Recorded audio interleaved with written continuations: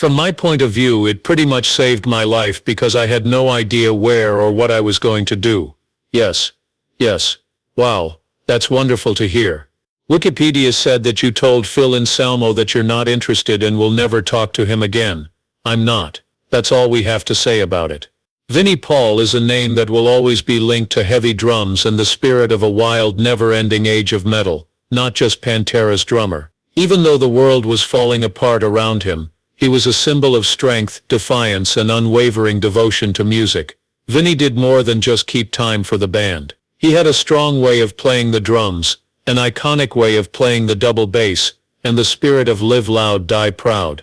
He kept the hearts beating of millions of fans all over the world. He worked hard to become one of the best heavy metal players of all time, getting to play with stars like Lars Ulrich and Dave Lombardo. Pantera's albums like Cowboys from Hell, Vulgar Display of Power, and Far Beyond Driven were more than just important turning points in their career. They showed how talented Vinnie really was and how he lived his life. Live real, play hard. But could the fame, the booze, and the roar of the stage drown out the pain he felt from his brother Dimebag Darrell's brutal death? His death from heart illness at the age of 54 was quiet and peaceful. He was always the life of the party. What made that man so mean? What was really lost when the last drum beat stopped? Let's look into Vinnie Paul's early life. He was the man who kept the beat for a whole generation. Even though Vinnie Paul stood on stage like a metal giant filled with rage, at his core, he is a Texas kid who grew up with music and rules, an odd mix of Southern tradition and rebellious impulses. He was born in Abilene, Texas on March 11, 1964. His family has a long history with music. Jerry Abbott was Vinnie's father. He was a country singer, sound engineer, and later a producer. He built the first home studio for his sons, where Vinnie and his younger brother Darrell Lance Abbott, who became known as Dimebag Darrell, started their first jam sessions. While Vinnie was first told to play brass instruments in that simple house full of strings and rhythms, he quickly became drawn to the drums and the primal beat they created. Vinnie was always a very busy child who loved loud sounds and fast beats, and didn't like following the rules. Vinnie was more interested in rock drummers like Peter Criss, Kiss, Alex Van Halen, and Tommy Aldridge, than Darrell was in guitar technique. These drummers drove him to play in a heavy, high-energy way.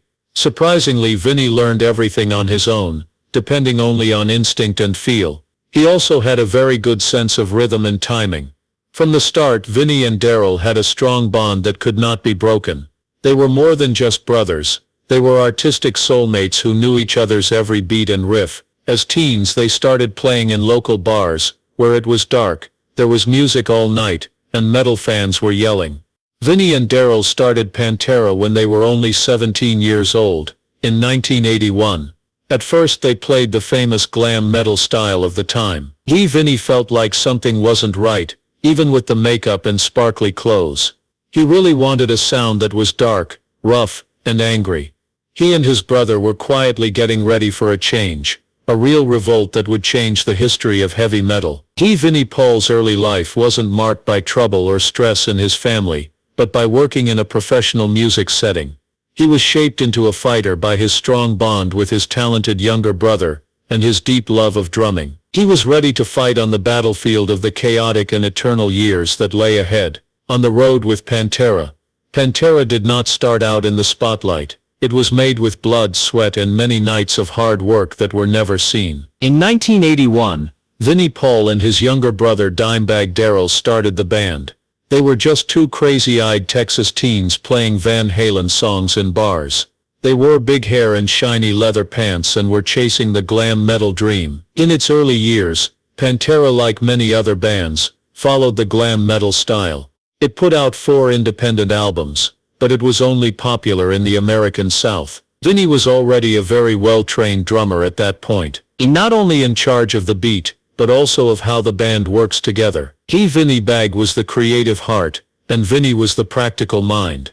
He was serious, level-headed, and steadfast. They were like two poles of the same current, completely different, but they couldn't live without each other. Even though the music they played hadn't really taken off yet, their bond as brothers never changed. When Pantera got a new lead singer, Philip Anselmo, in 1987, things started to change. Terrence Lee had been the lead singer. It was raw, wild and fierce when Phil came in. Vinnie knew right away, it was no longer possible to wear glam metal. From that point on, Pantera lost their shiny 1980s skin and became something heavier, grittier, and angrier. Pantera were the first band to play what would become known as groove metal. The first movie was Cowboys from Hell, which came out in 1990. Vinnie played the drums like every fill was a punch to the face. He locked in with razor-sharp riffs on dime bags to make a sound that no one could miss, but that wasn't the end.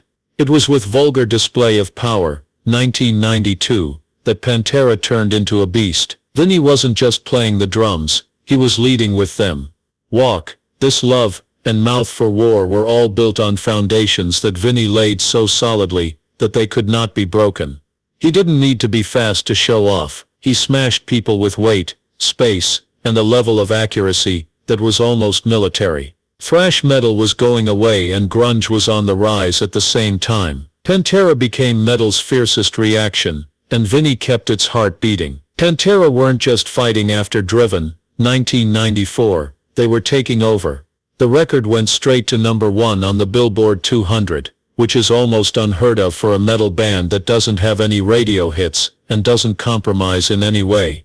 Behind the scenes, Vinnie kept running things, from sound and production to tour plans, and sometimes even Phil's behavior, who was getting more and more addicted and hurting himself. But Pantera broke apart more as they got higher. Phil Anselmo grew more distant and unstable, and he was rarely at recording sessions. Vinnie was always trying to be perfect, so he couldn't stand the lack of control. He felt like his family was being betrayed, not just a bandmate who was leaving.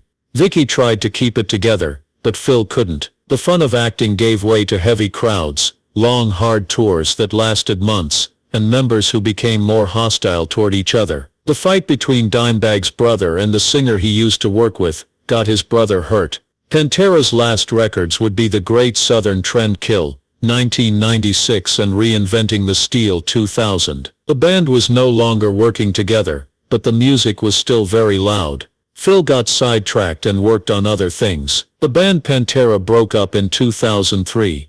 Without shaking hands or saying sorry, there was only anger and bitter quiet. It wasn't just the end of a band for Vinnie Paul, it was the end of his whole life. His brother and him had been working together on Pantera since they were kids jamming in their dad's basement. It was more than just a job, it was a link between them. He lost more than just work because of the split, it took away a piece of him. But what Vinnie didn't know was that the worst pain was yet to come, a terrible night that would leave a scar in his heart that would never heal. Vinnie would never be the same person again after that. Sadness and new life. After Pantera broke up in anger and silence, Vinnie Paul pretty much withdrew from the stage. He wouldn't talk about the band, stayed away from the press, and went back to his own world, where memories of a once great metal kingdom were now nothing but ashes. But his love of music never went away. Vinnie and his brother Dimebag Darrell chose to start over in 2003. They would no longer be in Pantera, but they would be in a new band called Damage Plan. They tried to make something new when they made the album Newfound Power. It wasn't Pantera 2.0, but it was something they had full control over. With Damage Plan, the brothers could say what they wanted, without having to deal with the long-standing problems between them. They went on tour, and came back to the stage with the same amount of energy as before, but this time there was caution, tiredness, and a vague feeling of nothingness. Damage Plan could never be as good as Pantera. Vinnie knew that no matter how hard they tried to smile, it also couldn't fix the holes in their hearts. Then there was a night in December 2004, when Vinnie Paul's whole world fell apart. On the night of December 8th, an armed man broke into the stage at the Alrosa Villa Bar in Columbus, Ohio, while Damage Plan was playing. He shot and killed Dimebag Darrell, right in front of Vinnie's eyes. Nathan Gale, the shooter, was a delusional paranoid former Marine, who thought Dimebag had taken his music. He came that night with a clear goal to kill a man who millions of people looked up to. He fired 15 shots, killing 4 people. Only when a police officer rushed the stage and shot him dead, did he stop. He was only a few feet away. His brother had been his singing soulmate and partner, for more than 20 years. He saw him pass out on the stage where they had made their home. That kind of pain can't